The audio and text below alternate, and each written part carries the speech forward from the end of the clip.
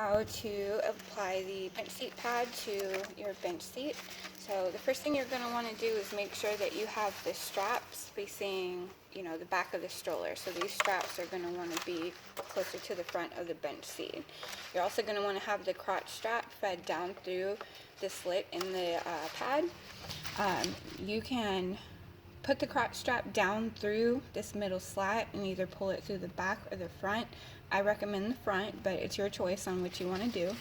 So the first thing you're going to want to do is feed this strap with the metal D-ring down the middle. And then I'm going to pull mine through the front.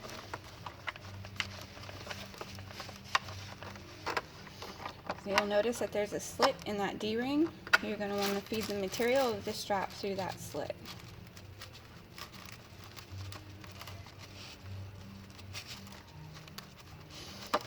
And then give a good tug on it so it's nice and tight on there. So then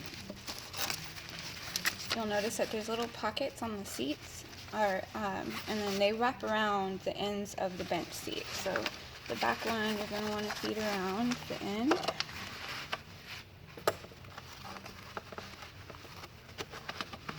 And then the front one around the front.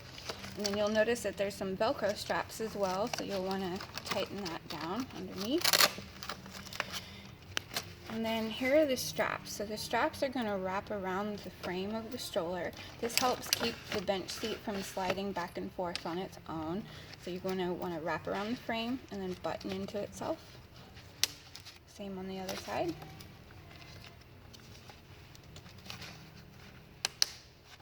And there you go.